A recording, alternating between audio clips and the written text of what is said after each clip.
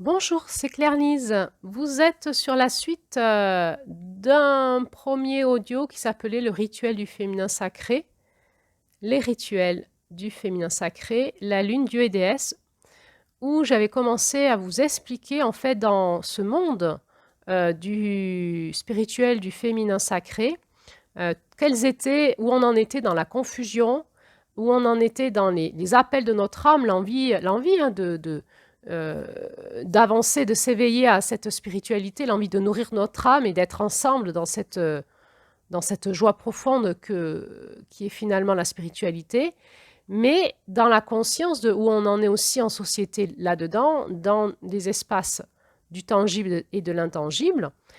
Et donc là, je me propose de vous faire la suite. Donc si vous n'avez pas écouté la première audio, ben, je vous invite à l'écouter. Et dans cette suite, j'avais envie de vous parler, eh bien, comment on fait quand on est animateur et qu'on ressent vraiment cet appel, qu'on ressent que c'est notre place d'être là, de pouvoir proposer des animations, des groupes comme on dit, être facilitateur pour, euh, praticien d'eux. Comment on fait quand on ressent comme ça un appel en nous de pouvoir se mettre en place dans ce monde pour pouvoir œuvrer au féminin sacré? Comment on fait quand nous-mêmes on a envie on a soif, on a faim, on a envie de ça, hein, on a envie de retrouver des groupes avec qui travaille notre féminin, avec qui travaille le sacré, s'ouvrir à la spiritualité. Dans ce monde de confusion, comment on fait pour trouver les bons repères? Donc, si on ressent l'appel, il vient d'où cet appel? Il vient d'où cet appel? Eh bien, si vous êtes connecté à la Terre, et là je vous renvoie à l'audio sur le paradigme de l'abondance. Si vous êtes connecté à la Terre, l'appel va venir de la Terre. C'est la Terre qui vous dit on a besoin de toi là, dans cet écosystème pour ça. Et la Terre, elle vous passe l'appel en lien avec ce que votre âme est porteuse comme don, talent, compétences et rêves profonds. Donc il y a quelque chose qui va se caler entre ce qui vous met profondément en joie et les besoins de votre écosystème. Et souvent, quand vous démarrez, ça fonctionne. C'est-à-dire, il y a du monde qui vient vous voir et on est dans le système de l'abondance. Et donc là, rapidement, l'écosystème vibratoire, la toile qui se tisse, ben, vous êtes souvent à ce moment-là dans vos pratiques personnelles, votre discipline personnelle est en place. Par exemple, si vous avez envie de parler d'une fréquence particulière, je reprends l'exemple, par exemple, de Marie, pour le féminin sacré, par exemple. Vous êtes en lien avec cette fréquence, cette fréquence vibratoire qui vous dirige, qui vous enseigne. Vous avez votre discipline personnelle avec cette fréquence-là. Vous suivez peut-être une voie initiatique sur tout ça avec d'autres personnes. Et vous allez mettre en place des groupes et vous allez vous faire superviser. Superviser sur plusieurs espaces, sur l'animation d'un groupe et tout ce qui se passe dans le groupe, vos cadres. Parce que quand il y a des problèmes de cadre, ça va mettre votre groupe est en insécurité avec vous. Donc c'est important de savoir mettre des cadres pour que le groupe soit en sécurité avec vous. C'est important que que vous puissiez poser les conditions nécessaires pour que le groupe puisse bien évoluer avec vous. Dans quel cadre? Est-ce que c'est un cadre spirituel? Est-ce que c'est un cadre de découverte? Est-ce que c'est un cadre euh, psychologique, thérapeutique? C'est quoi le cadre de vos propositions? Si c'est un cadre spirituel, vous devez le poser dès le démarrage et dire, ben voilà, dans le processus que je propose sur plusieurs mois, c'est un cadre spirituel, on va faire des rituels, etc., etc. Et vous devez vous assurer que les personnes qui sont avec vous sont en sécurité au niveau énergétique et vibratoire, que vous n'ouvrez pas des portails à des fréquences qui ne sont pas saines. Voilà, c'est votre travail, ça, hein, c'est votre responsabilité. Donc, vous devez assurer la sécurité du groupe et au niveau énergétique, et au niveau spirituel, et au niveau psychologique, c'est-à-dire mettre un cadre, comment on vous paye, comment on peut se désengager, est-ce qu'on peut se désengager, tout ça, c'est le cadre du départ. Et ensuite, vous allez travailler votre posture, c'est-à-dire votre place dans cette proposition que vous faites au monde, c'est comment la posture de cette place-là, et ça, vous allez peut-être le travailler en supervision. Vous allez peut-être vous faire superviser sur comment je gère un groupe, quelle est ma place, quel est le cadre que je mets, quelle est ma posture. Et puis, vous allez peut-être aussi vous faire superviser par des personnes qui sont des professionnels au niveau énergétique, au niveau spirituel, et qui ont la capacité d'aller voir qu'est-ce qui se passe au niveau spirituel en vous et avec votre groupe s'il y a des problèmes.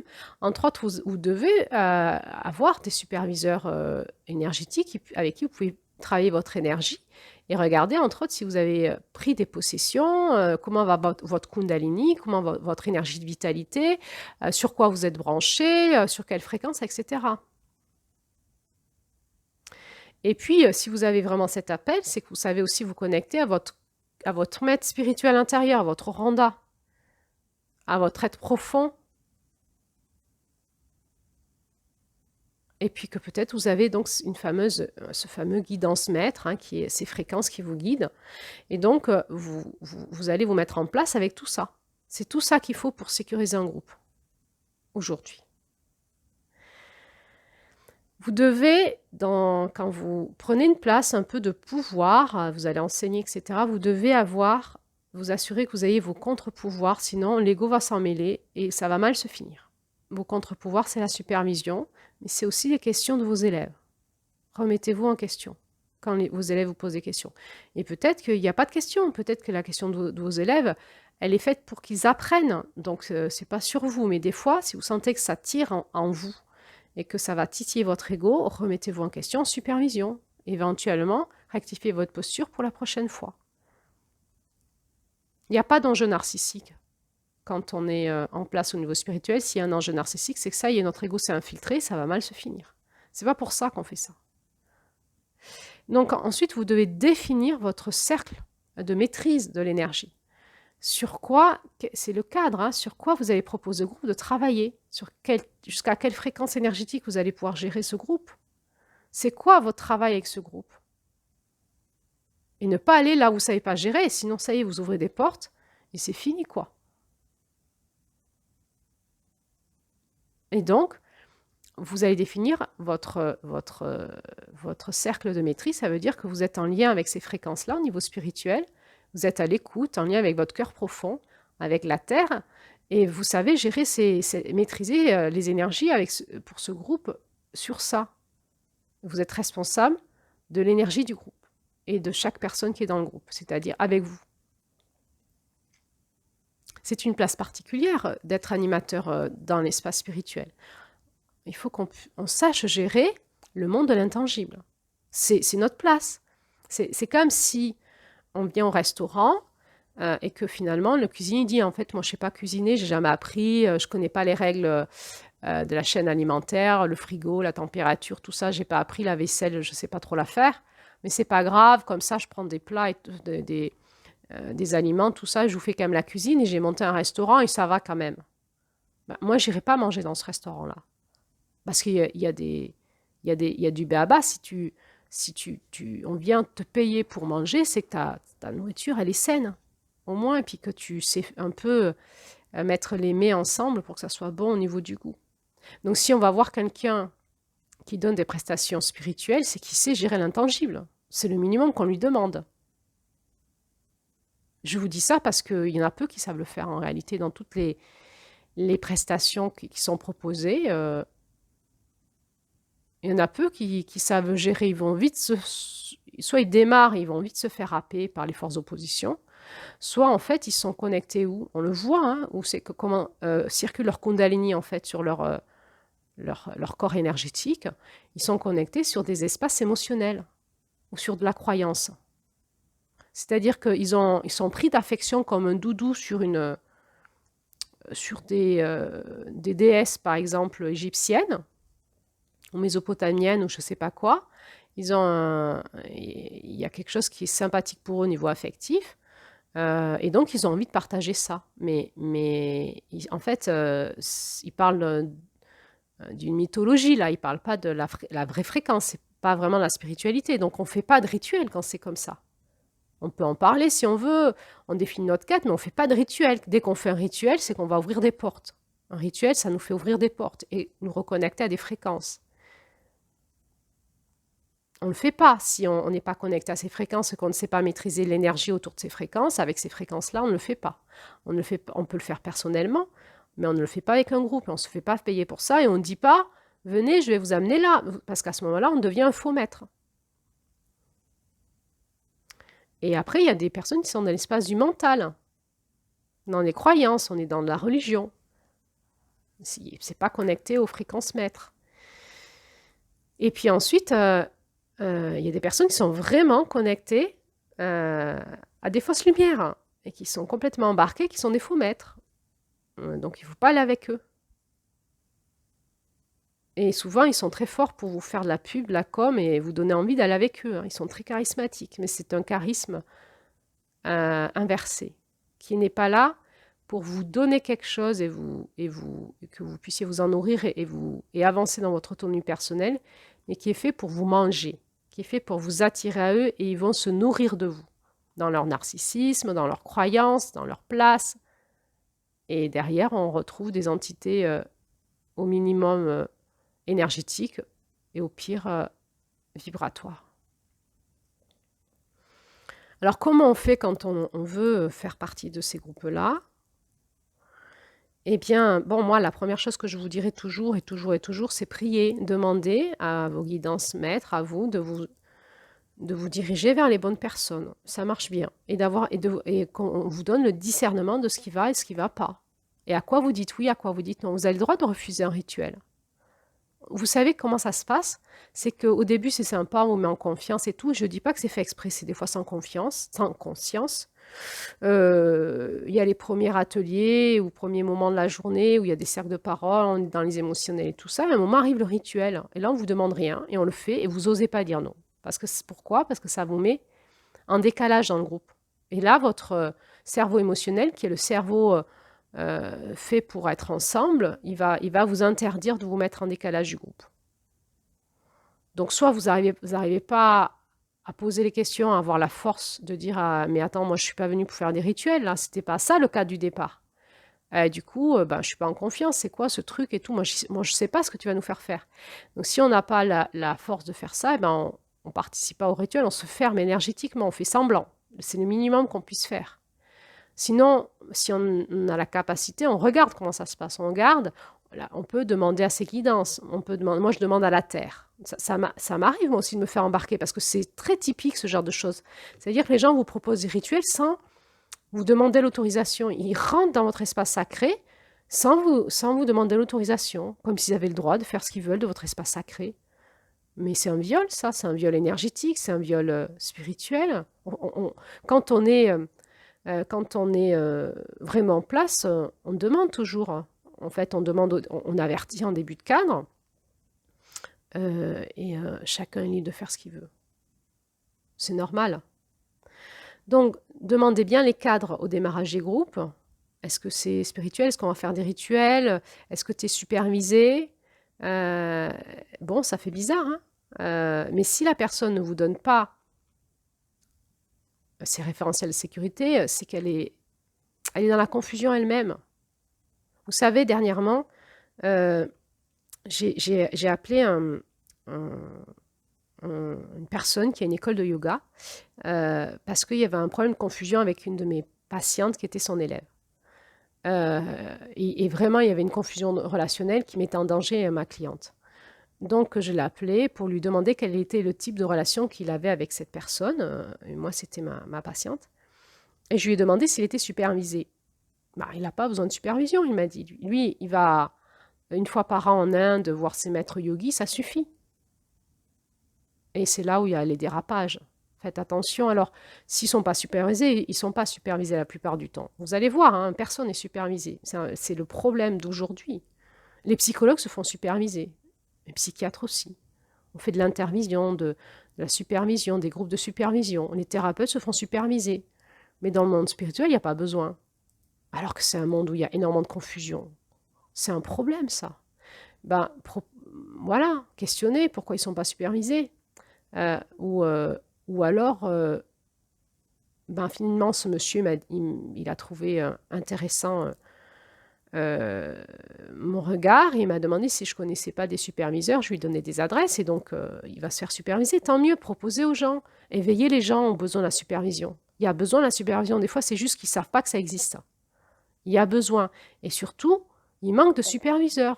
Moi, j'entends que la Terre, elle dit il manque de superviseurs.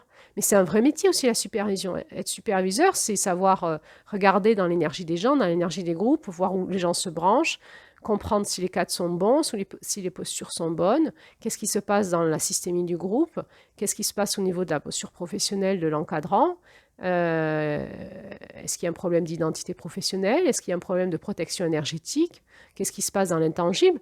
Alors, des fois, on peut avoir plusieurs superviseurs, parce que l'un ne sait pas tout faire. Donc, on a un superviseur pour le côté énergétique, un superviseur pour le côté gestion du groupe, un superviseur pour le côté posture professionnelle avec mes propres outils, etc.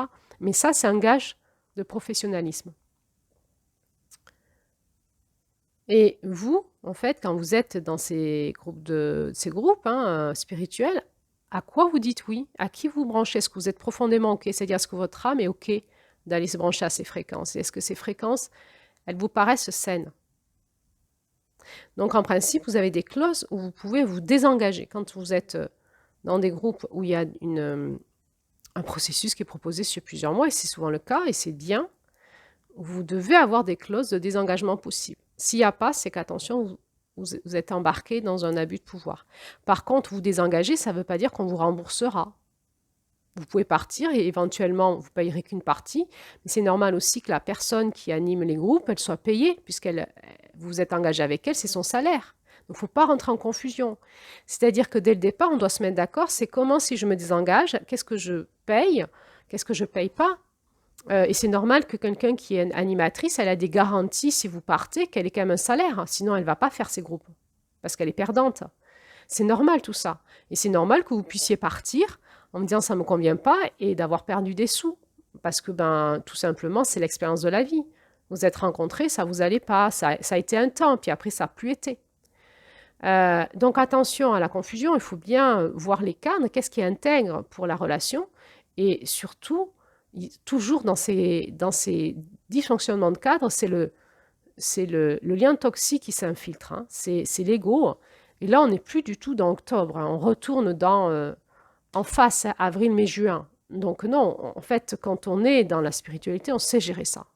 Et souvent, les personnes ne savent pas, s'ils ne sont pas vraiment dans la spiritualité. Alors, il y a une confusion de posture souvent, parce qu'une thérapeute n'est pas un enseignant spirituel. On ne travaille pas sur les mêmes choses. Un enseignant spirituel, il va vous faire travailler pour vous faire écrouler votre ego et aller vers votre soi, votre être profond. Le thérapeute, il ne fait pas ça. Le thérapeute, il est là pour protéger votre ego. Donc, c'est deux postures différentes. On ne fait pas du tout les mêmes choses. On ne travaille pas sur les mêmes espaces. Et souvent, il y a des confusions de postures. C'est le bazar. Vous pouvez garder ce mot confusion. Actuellement, c'est confusion. Il faut clarifier. Il faut réapprendre aux gens leur métier. C'est-à-dire, c'est un vrai métier à apprendre. Et on apprend par l'initiation. Et après, on en prend aussi en exerçant. Mais on exerce, c'est-à-dire qu'on se fait payer que quand on a un niveau de maîtrise des choses professionnelles, j'ai envie de dire. Donc, si vous voulez participer à des groupes, priez, parce qu'effectivement, vous démarrez, vous êtes dans votre naïveté, vous voulez apprendre, c'est normal. Moi aussi, quand je veux apprendre un truc, je suis naïve, hein, je ne connais pas. Donc, je prie, je demande à la terre, je demande à mes guidances, je demande à avoir du discernement s'il y a quelque chose qui n'allait pas. J'apprends de mes erreurs, parce qu'on est quand même, il faut bien comprendre que c'est un monde spirituel où il y a beaucoup de bazar, donc forcément, ça sera probablement jamais à 100% au top, hein. Voilà, est-ce que je reste ou est-ce que je reste pas? Ça prend quelle tournure? Est-ce que quand je pose des questions parce que je suis mal à l'aise, comment me répond l'animateur? Et comment ça me parle?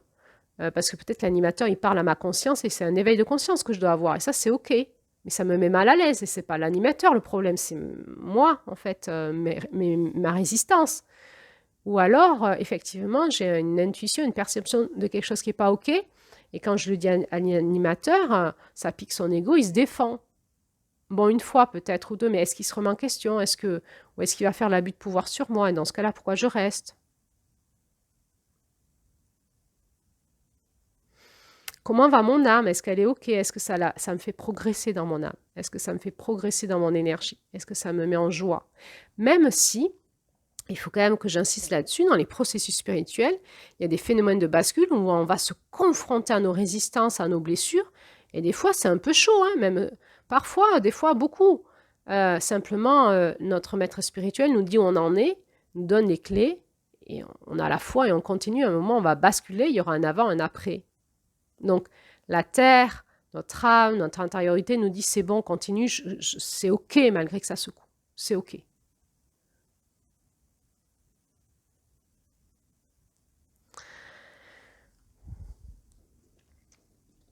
Et puis parfois, on va se dire, ben là, c'est plus OK, je le sens pas. Alors, on en parle autour de soi, on en parle à ses amis, on en parle à d'autres personnes qui animent des choses semblables, on en parle à des superviseurs, à nos thérapeutes. Alors, parfois, nos thérapeutes ne comprennent pas parce que pour un thérapeute, une initiation spirituelle, ça peut être violent pour le moi, mais on n'est pas là pour protéger le moi dans la spiritualité. Donc, c'est pas du tout, on cherche pas à être psychologique dans la spiritualité.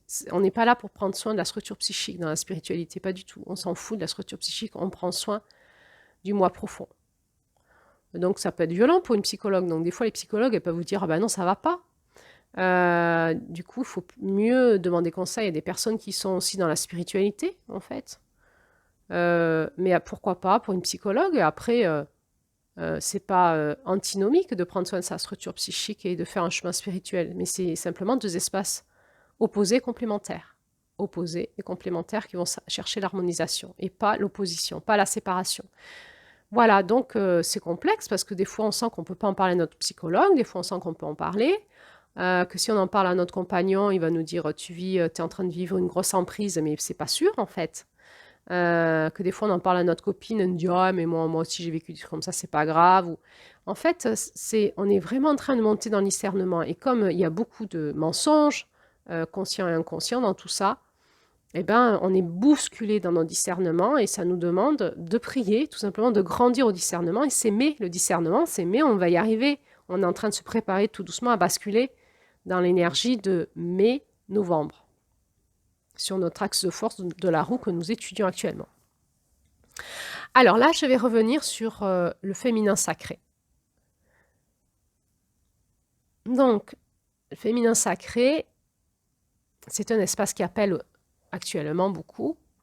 Pourquoi? Parce que la Terre en a besoin, c'est l'intelligence et la puissance de la Terre, et que nous sommes en train de mourir au fait que ce féminin sacré est mort, en fait, ou a été bafoué. Donc la Terre appelle à une résurrection, une réanimation du féminin sacré chez les femmes, avec leur connexion à la Terre. Et là, je vous renvoie aux deux audios précédents que j'ai faits sur l'abondance et la toile de la sororité, où j'avais expliqué c'était quoi cette connexion à la Terre. Par les femmes et par le féminin des hommes et en couple. Et après, dans notre société, dans nos familles, etc. Donc, c'est là, c'est le passage que nous sommes en train de faire. Donc, nous avons besoin d'avoir des vrais maîtres spirituels qui nous aident à faire ce passage. Des vraies femmes ou hommes vraiment initiés avec qui on peut aller et guérir et faire le passage et aider aussi notre environnement à faire le passage vers ce féminin restauré.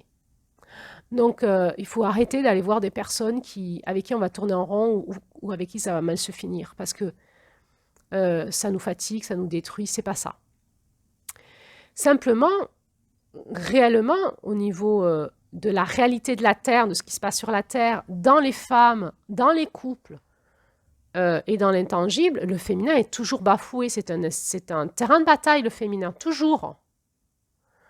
Donc c'est un espace, quand on travaille sur ce terrain de bataille, c'est un espace pas simple, dans un premier temps. Ensuite, on va monter en puissance et on va faire aussi nos bascules, passer nos caps, et on va pouvoir accompagner les personnes avec nous là-dedans.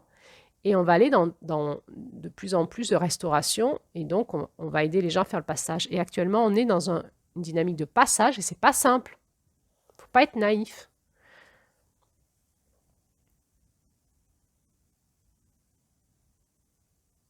Donc, chacun doit reprendre sa responsabilité et de sentir dans son féminin comment se tisse sa toile, est-ce qu'il est OK ou pas. Et c'est complexe, encore une fois, je dis, c'est pas noir ou blanc, il n'y a pas des méchants, c'est complexe, il y a énormément de confusion partout. Le regard de l'un n'est pas tout à fait juste sur ce qu'on vit, etc. Donc, ça nous demande de grandir à notre discernement personnel. Et vous avez vu dans cette roue de médecine des 13 dynamiques du féminin sacré de la Terre, qu'on a des clés, des repères forts qui nous permettent finalement de comprendre la complexité de ce qui se joue en nous et autour de nous, et finalement pour nous donner des repères, pour se dire je suis en train de vivre tel type d'énergie, tel type de blessure. C'est pour ça que je vous fais passer ce référentiel, pour que vous puissiez l'intégrer et l'utiliser dans vos repères, dans vos discernements. Parce que ce référentiel des 13 dynamiques du féminin sacré de la Terre, en tout cas chez moi, c'est un sacré, c'est une roue qui me contient dans cette confusion générale, et c'est un sacré référentiel de repères qui me permet d'avancer avec beaucoup plus de clairvoyance, d'ancrage et de solidité, parce qu'il est à la fois visuel, psychologique, énergétique et spirituel. On a tout dedans.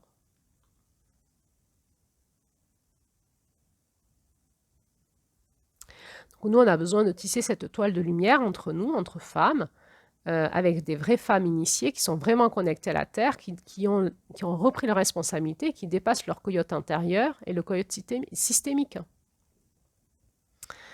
Et ça va nous faire aller vers novembre. Hein. C'est les femmes qui vont intégrer novembre et décembre. Hein. Et c'est tellement bon après d'être en lien avec elles. C'est tellement plus facile. La co-création. C'est vers ça que l'on va. Sinon, la toile se détruit d'elle-même.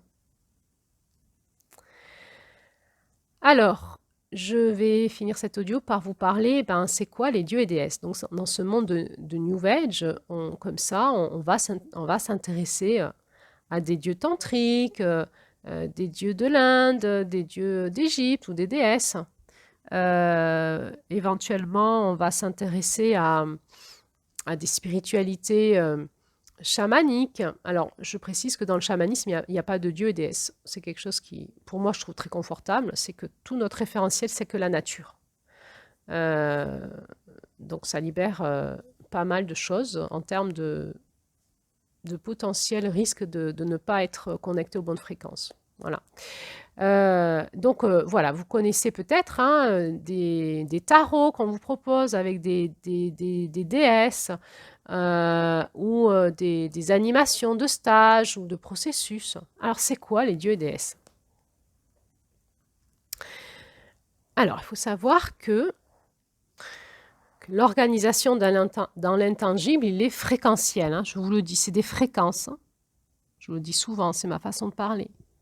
C'est des fréquences. On est sur des niveaux de fréquences, des fréquences de lumière, des fréquences d'amour, des fréquences, des signatures fréquentielles, c'est-à-dire que c'est comme s'il y avait des êtres spirituels qui sont responsables dans l'organisation de l'intangible de gérer certaines fréquences. Donc, ils en sont responsables. Et puis, plus on monte en fréquence, plus c'est vraiment une hiérarchie. Hein, les êtres au-dessus, des intelligences supérieures, on va dire, sont responsables de gérer des fréquences plus grandes jusqu'à l'unité hein, qui est la source.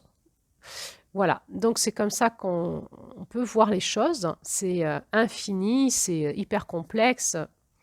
Donc, il y a des civilisations qui étaient plus reliées à certaines fréquences et d'autres à d'autres fréquences. Voilà.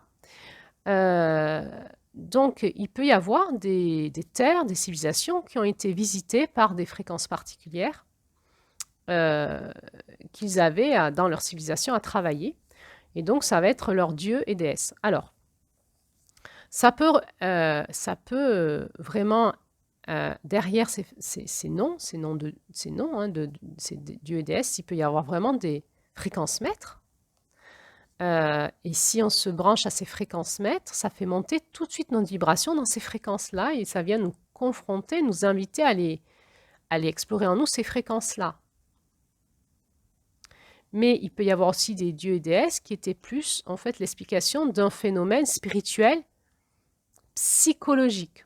Dans la spiritualité, on va parler du monde de la lumière, on va parler du monde de l'âme psychologique, on va parler du monde psychologique, de toutes les croyances, toutes les dualités, les trucs, les machins, et puis tous les...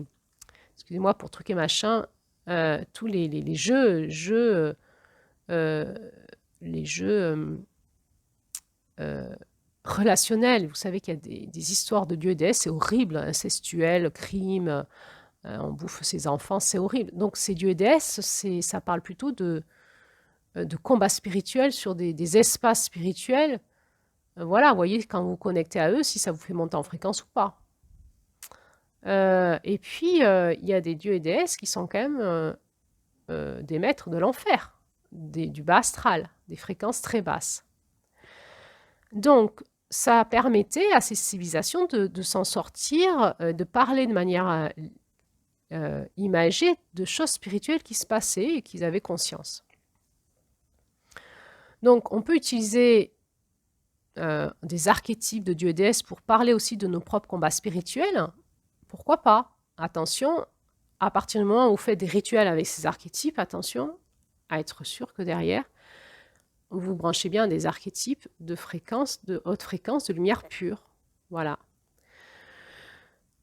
Je vais reprendre l'exemple de Marie parce que moi je trouve que c'est un bel exemple. Marie, la mère de Jésus, hein, est-ce que c'est une déesse? Eh bien, moi je n'ai pas la réponse. Hein. Ça peut être la mère de Jésus. Certains disent que c'est la mère de Dieu. D'autres disent que c'est un symbole et qu'elle représente la mère divine. Enfin bref, moi je vous dis qu'elle est assez reliée à la fréquence de la guérisseuse de notre mois d'août. Tout le monde va y mettre de son ressenti. Alors soit on est dans une projection psychologique sur ce mot Marie, on va débattre de dogmes, de théories, de croyances. C'est pas très intéressant, voire pas du tout. Soit on se dit, bah ouais, mais Marie, elle m'inspire, ça a été une femme de foi, et là, on est dans un travail émotionnel, on l'utilise comme un archétype dans notre vie privée, et c'est super intéressant d'échanger sur l'inspiration que ces archétypes ont dans notre vie, et même les archétypes négatifs. Ben moi, j'ai l'impression que ce que je suis en train de vivre, c'est un peu l'histoire de machin, et ça m'inspire, en fait, et ça me fait mieux comprendre ce que je dois vivre quelque part dans le spirituel. Ou soit vraiment, en fait, je suis une prêtresse de Marie, et j'ai un appel profond, je suis connectée à cette fréquence, et Marie me demande de faire des soins avec elle, par exemple. Donc, je suis connectée à cette fréquence, elle me nourrit, j'ai ma discipline personnelle avec elle, je la connais, et au niveau où j'en suis, peut-être que je fais des projections mentales, des croyances religieuses, mais au niveau où j'en suis, dans cette maîtrise-là, je peux faire passer sa vibration et ça va soigner les personnes. Et peut-être qu'à fur et à mesure de mon chemin spirituel, peut-être que elle va m'orienter vers des personnes qui vont m'aider à grandir dans ma connexion avec elle. Petit à petit, je vais comprendre c'est quoi cette fréquence qui se dit être Marie, cette fréquence maître. Et je vais peut-être pouvoir proposer de plus en plus des rituels avec Marie, parce que je vais monter en connexion avec cette fréquence et en étant protégée des adversités qu'elle génère sur le plan de l'ombre, parce que j'en ai la maîtrise petit à petit. Et je vais pouvoir proposer aux personnes qui viennent dans mes groupes de se connecter aussi à cette fréquence par des rituels. Et j'ai proposé des rituels avec Marie, mais dans mon cadre, ça sera dit. Spiritualité avec Marie, je vais vous proposer des rituels. Voilà le cadre, et la posture sera toujours inspirée par la fréquence, parce qu'on est connecté par la terre, le cœur et la fréquence. Donc, il y a des fréquences plus ou moins hautes, plus ou moins agréables, plus ou moins saines, derrière, qui correspondent à une civilisation. Et donc, soit on s'en inspire, ou soit c'est notre voie spirituelle et on a vraiment envie de les connaître, ces fréquences. On a peut-être envie de connaître une déesse égyptienne, vraiment. Et ça veut dire qu'on va apprendre à se brancher sur cette fréquence, à regarder ce que c'est, à éventuellement aller observer l'ombre qu'il y a autour. Et ça, en principe, on le fait avec un maître initiatique qui, lui, gère cette fréquence-là. C'est un appel de notre âme et de la terre, de notre cœur profond. C'est une vraie rencontre. Et ces fréquences-là, si derrière, en fait, le mot, il y a une vraie fréquence spirituelle intéressante pour vous ou très haute fréquence spirituelle, ça va vous faire du bien, ça va nourrir votre âme, ça va vous nettoyer, ça va vous éveiller, et ça peut être un chemin spirituel. Maintenant, il y a beaucoup, aujourd'hui, de noms qui sont détournés. Il y a des contrefaçons, il y a l'énergie de la contrefaçon. Et donc, il y a beaucoup d'entités spirituelles qui se présentent sous la forme de Marie, du Christ, de qui vous voulez, de Dieu et déesse, avec la forme, les images que vous avez. Si vous avez des images que vous travaillez sur, par exemple, l'énergie d'Isis, et que vous avez des images d'Isis, il y a des entités spirituelles qui peuvent se présenter sous la forme d'Isis et vous dire que je suis Isis. Et c'est des entités spirituelles négatives qui utilisent la contrefaçon pour vous piéger. Et ça, en supervision, on le voit, en fait. Moi, en supervision, si vous me dites, mais moi, je suis une prêtresse d'Isis, très bien. Même si je ne connais pas Isis, tant pis, on regarde ensemble. Je regarde comment vous vous branchez, comment vous êtes en lien. Est-ce que vous êtes vraiment en lien avec une fréquence maître? Après, je vais voir cette fréquence maître, voir ce que c'est. Discuter, vous faire discuter avec elle, etc. Et vous faire avancer avec cette fréquence maître. Mais la plupart du temps, ce n'est pas le cas. La plupart du temps, derrière, j'ouvre les portes et je vois que c'est des faux maîtres, des fausses lumières qui bananent les personnes qui viennent me voir. Et sinon, les personnes, elles sont branchées sur une dynamique psychologique, émotionnelle, affective. Isis, je trouve qu'elle est sympa, elle m'inspire et tout. J'ai envie de faire des groupes de femmes sur Isis. Mais on n'est pas branché sur ces fréquences-là. Alors attention, si vous faites des rituels, là, vous ouvrez la porte à toutes les fausses lumières qui vont arriver et s'engouffrer dans vos groupes. Vous ne pouvez pas faire ça. Il faut reprendre de la maturité. Il faut grandir. Donc, si vous êtes appelé par une fréquence, eh ben, priez, connectez-vous à cette fréquence et puis elle va vous guider pour trouver des maîtres initiatiques qui vont vous aider à grandir. À un moment, elle va vous dire, tu peux y aller maintenant, tu peux organiser des soins ou des groupes avec moi, je suis là avec toi, je vais te guider, faites-vous superviser. Demandez vers qui je peux aller en supervision. C'est une vraie posture, la spiritualité.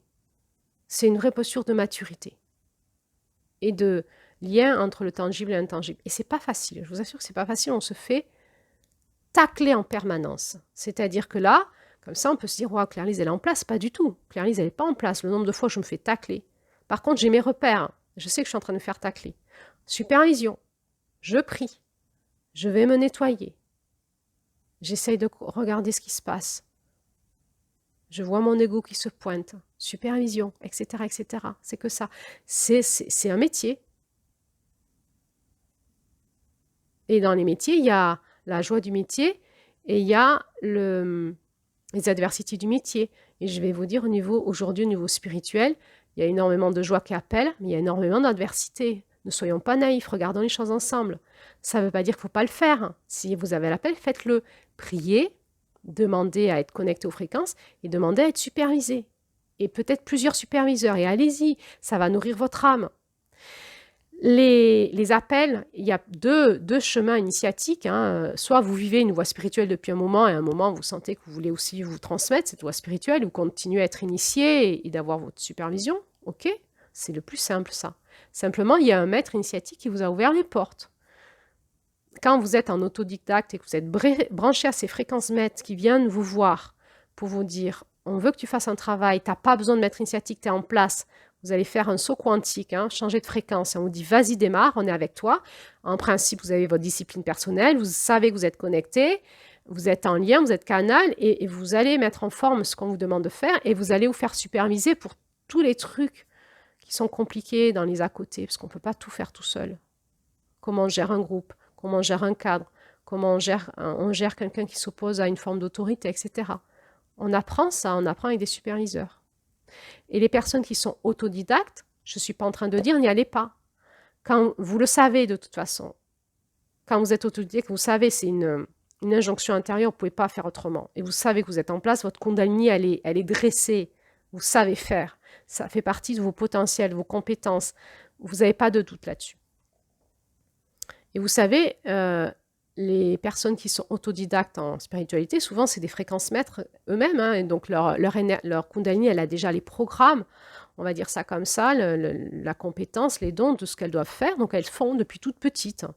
Et c'est évident pour elles, c'est naturel. Et après, elles montent en puissance parce qu'il faut faire, il faut passer à l'action. Et souvent, le chemin initiatique de quelqu'un d'autodidacte, il est assez personnel. Et puis, elle va se relié à plusieurs personnes en même temps et elle va se faire aider, etc. Mais c'est quand même un chemin un peu personnel et c'est la vie, votre maître initiatique. Et c'est des personnes qui souvent en ont bavé, qui sont l'initiation de quelqu'un d'autodidacte, c'est une vraie initiation de la vie. C'est puissant et ça décape, c'est pas facile. C'est pas facile, maladie, psychiatrie, nuit noire de l'âme, plein de choses. Et la personne, elle est toujours connectée à ses guidances qui la guident depuis toujours. Et elle avance. C'est comme un bulldozer. parce qu'elle a une place à récupérer dans ce monde et à faire, en fait. Et elle va ouvrir les portes toute seule. Et c'est ce qui lui donne sa puissance personnelle. Voilà. Donc, je ne dis pas aux gens autodidactes, n'y allez pas. Je dis, allez-y, faites-vous accompagner. À votre rythme, définissez votre cercle de maîtrise de l'énergie dans lequel vos clients vont être en sécurité avec vous. Le reste, déléguez, orientez vers d'autres personnes, refusez, faites-vous superviser, apprenez, etc. Voilà, j'ai encore 2 sujets à vous parler dans cet audio. Le sujet de la Lune, qui va en amener un autre, le sujet des extraterrestres. Et je vais d'abord commencer par les extraterrestres. J'ai parlé de ça en juin, je crois, ou en juillet. Le monde des étoiles. Ma position par le monde des étoiles, le monde des étoiles, je vous propose d'aller revoir ces audios où j'ai dit des choses vachement intéressantes sur tout ça. Aujourd'hui, nous sommes dans un temps de révélation et nous avons tout un tas de révélations officielles, gouvernementales sur les ovnis, sur la présence des extraterrestres. Les personnes qui n'y croient pas sont dans la méconnaissance aujourd'hui. Moi, j'ai parlé de ça avec des officiers de l'armée, j'ai parlé de ça avec un astrophysicien, j'ai parlé de ça avec plein de personnes différentes, scientifiques ou pas. Il y a des gens qui font de l'expérience directe, des fois de l'expérience indirecte. On sait aujourd'hui, évidemment, qu'on n'est pas seul dans l'univers sur la Terre. Hein. On va parler d'intelligence supérieure. Et ce qui se passe sur Terre se passe aussi dans l'intangible entre les planètes. C'est-à-dire qu'il y a des guerres entre les planètes, c'est-à-dire que l'énergie de la Terre intéresse certaines civilisations extraterrestres pour plein de raisons, les mêmes que sur la Terre en fait, hein, de pouvoir, de puissance, de contrôle, de nourriture, etc.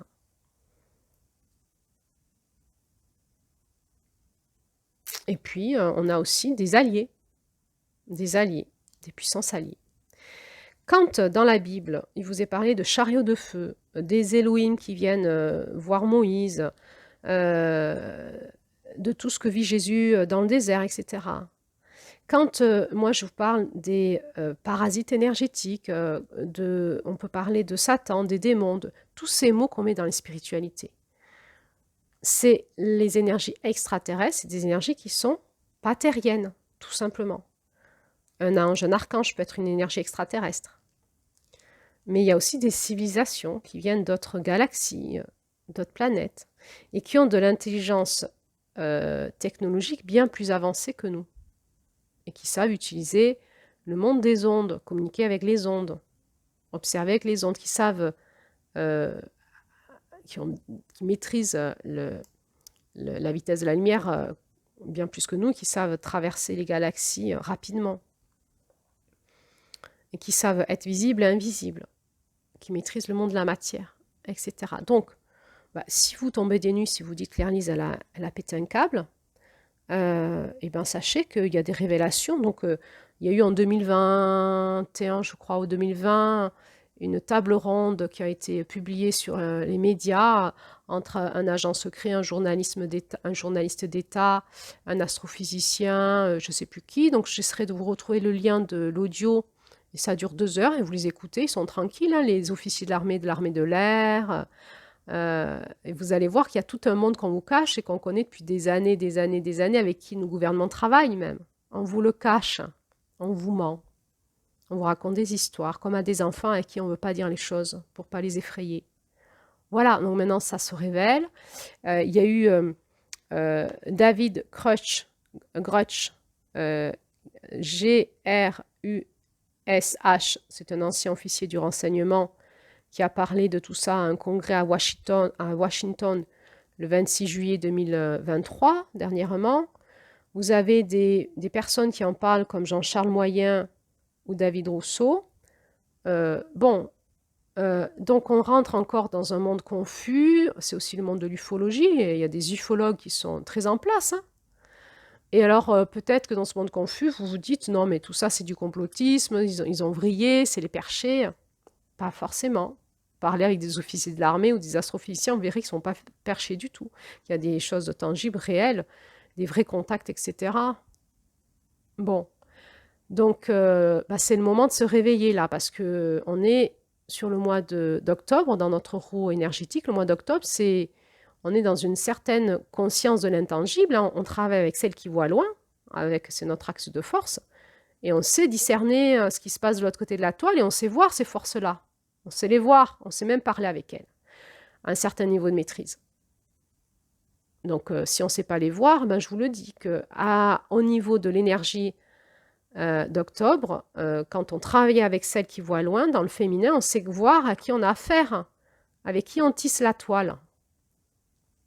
Qu'est-ce qui se passe dans ce monde? Qui c'est qui dirige ce monde? Qu'est-ce qui se passe dans l'intangible? Qu'est-ce qui se passe dans le cosmos? Voilà, puis il y a des personnes dont c'est encore une fois la fonction. Donc on a l'impression qu'ils sont bizarres parce qu'ils sont des contactés, on appelle ça. Ils ont des liens avec des personnes du cosmos. Et encore une fois, on ne sait pas bien où est la vérité de tout ça. Alors, toujours la même chose, prier pour avoir le discernement, prier pour avoir la vérité, pour être gardé. Et rappelez-vous d'une chose, c'est que d'être connecté à la Terre nous protège de tout ça. Nous sommes des êtres humains.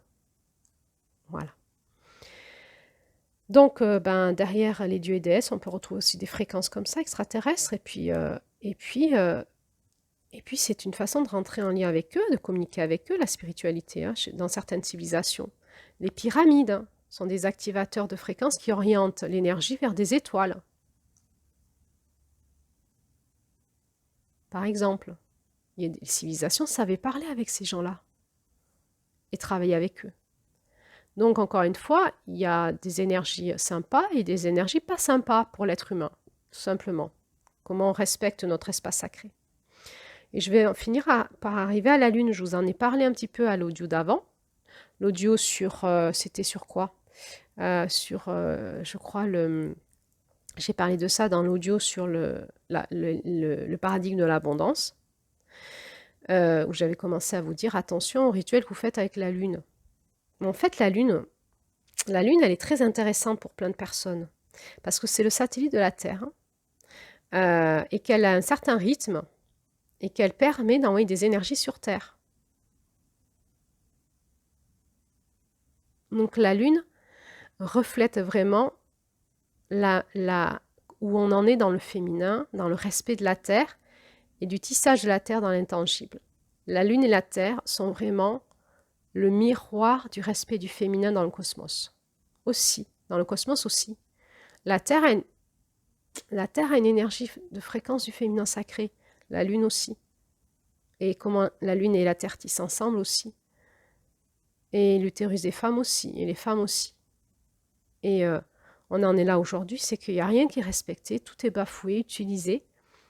Et oui, la Lune a inspiré des civilisations, sauf qu'à l'époque, peut-être c'était moins pollué qu'aujourd'hui, mais aujourd'hui, je vous assure qu'on est sur des périodes depuis, c'est pas récent, hein, c'est pas, je veux dire, c'était pas depuis 2 ans, hein, c'est depuis une centaine d'années, peut-être plus, je sais pas. C'est une période où ça charge de plus en plus sur la Lune en toile négative. Il y a une matrice autour de la Lune et sur la Lune très négative au niveau électromagnétique et qui n'est pas favorable pour l'humanité, mais comme sur la Terre. Alors, est-ce que c'est grave ou est-ce que c'est pas grave? Est-ce que tout d'un coup on doit s'affoler en entendant ça? Eh bien, peut-être que ce qui est grave, c'est que je vous sors de votre naïveté. Là, on est dans le mois de juin. L'enfant qui grandit, qui devient de moins en moins naïf et qui se dit mince, je perds ma naïveté. Alors, les femmes, elles sont comme ça, naïvement, elles sont là, la lune, les rivières, la terre, mais on demande aux femmes de protéger leur féminin avec leur masculin. Troisième lune du masculin, celle qui voit loin. Hein. Février, on incarne notre masculin sacré, enfin, on prend notre signature fréquentielle, notre flocon de neige, notre onde de forme sacrée.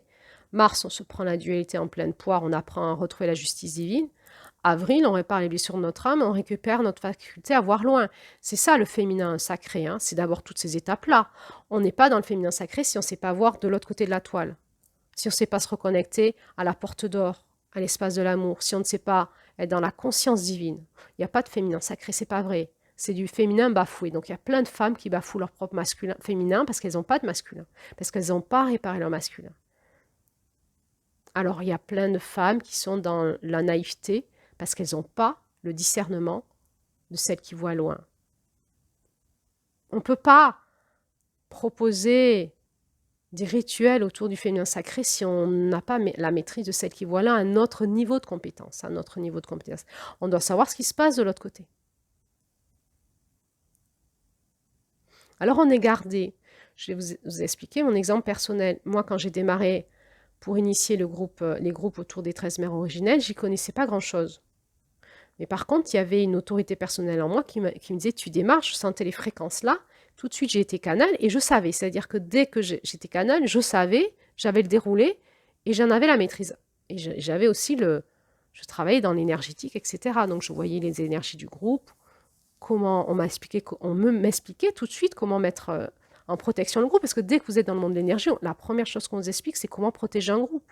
Les rituels que vous allez faire pour protéger le groupe, etc. C'est de votre responsabilité. Ça vient tout de suite par votre intelligence spirituelle. Si vous n'avez pas d'intelligence spirituelle, faites pas de spiritualité. Faites autre chose. Et quand vous avez une intelligence spirituelle, la protection, la première chose qu'on vous explique, c'est comment protéger l'espace spirituel, l'espace sacré. C'est la première chose. On ne peut pas avancer. Et ensuite, j'ai reçu donc, à fur et à mesure des ateliers, les rituels pour chaque atelier, pour chaque énergie du mois. Et on m'a jamais fait rien faire avec la lune. Donc au début, je m'en suis pas aperçue, parce que c'était très dense, très fort, et j'étais très concentrée sur tout ce que j'apprenais en même temps, et tout ce qu'il fallait que je fasse et que je gère.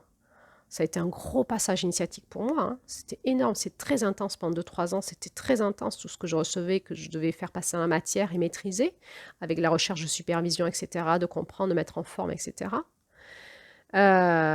Et puis un jour, en fait, on m'a posé la question, et je me suis posé la question, mais pourquoi on ne fait rien avec la Lune? Donc j'ai demandé. J'avais jamais l'autorisation, parce que quand vous êtes connecté à vos guidances, ça vous autorise ou ça vous autorise pas.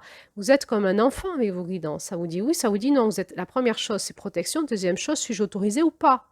Quand ça vous dit non, vous le faites pas. Ça part pas de votre ego. Est-ce que je suis autorisée à faire ce rituel? Oui, non. Est-ce qu'il vient d'où ce rituel? Vas-y, on m'explique pourquoi, etc. La lune, non, me dit non, pas de rituel avec la lune. Bon. Et après, j'ai demandé, j'ai grandi, j'ai dit, mais moi, je veux savoir pourquoi. Pourquoi pas la lune? Et j'ai eu des réponses. Qu'est-ce qu'elle a fait, la tisseuse? Elle m'a mis en lien avec des gens qui savaient, qui ont commencé à m'expliquer sur YouTube, mais après des vrais scientifiques, etc. Et de fil en aiguille, j'ai appris plein de choses sur la Lune. Et aujourd'hui, je peux vous assurer que ce que j'ai compris, c'est que ce n'est pas un lieu, un espace énergétique où il fait bon s'y connecter. C'est très dangereux parce que c'est très chargé en négativité. Alors, comment on fait? C'est comme sur la Terre, hein. Je vous ai dit que sur la Terre, notre matrice, elle n'était pas saine, et au niveau électromagnétique.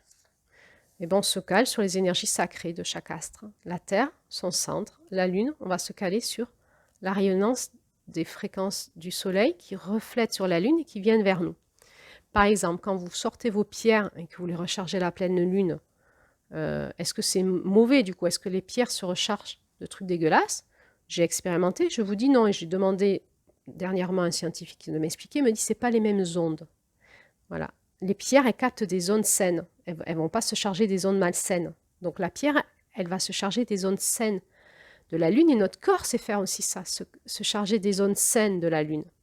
Maintenant, si vous ouvrez vos corps énergétiques volontairement à l'énergie de la Lune, vous allez charger énormément de toxiques.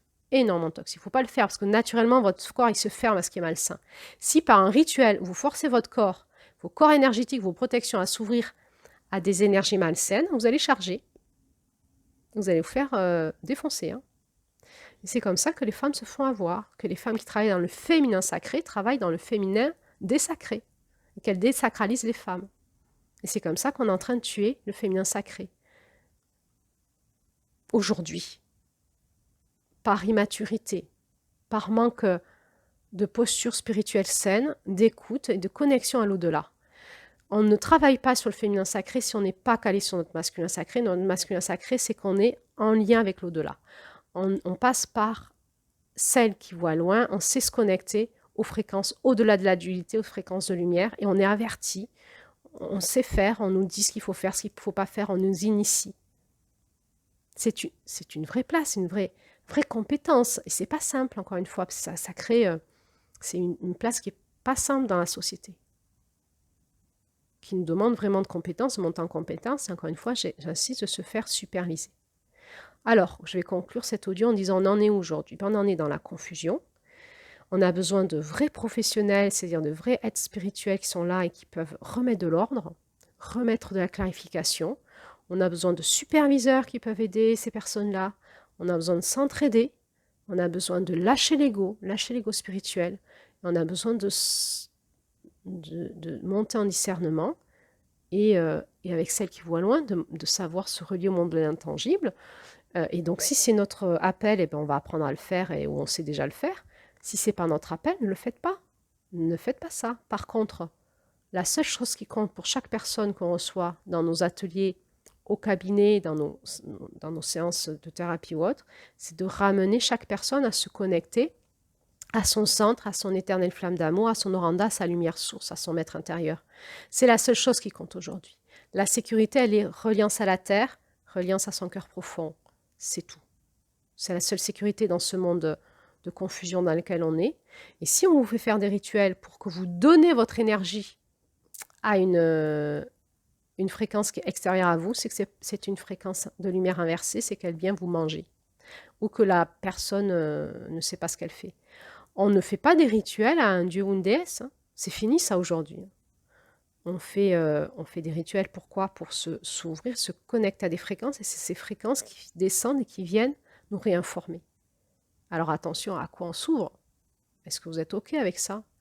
Donc aujourd'hui, on a besoin de monter en maturité, de sortir de la méconnaissance, de l'enfantillage, de retrouver nos parents intérieurs, nos parents spirituels. On le voit dans ce conte. Hein, ils vont être initiés par la mère spirituelle. On a besoin de retrouver nos pères et nos mères spirituels, le ciel et la terre, avec des vrais maîtres initiatiques qui sont en place. Il faut accepter pour ça, se confronter à une forme d'autorité, de hiérarchie, parce que quand on ne sait pas, on ne sait pas. Ça ne sert à rien de se rebeller contre un maître spirituel qui vous dit « c'est dangereux ce que tu vas faire là ». Écoutez. Apprenez, dites pourquoi, je veux savoir. Et un maître spirituel est censé vous amener à vous aider à vous ouvrir aux fréquences de lumière en vous et à votre oranda, à votre signature fréquentielle. Il vous amène vers vous-même, vers la libération de vous-même. Vous n'êtes pas là pour servir l'ego de ce maître. Lui, il a une fonction, c'est de vous amener vers vous-même.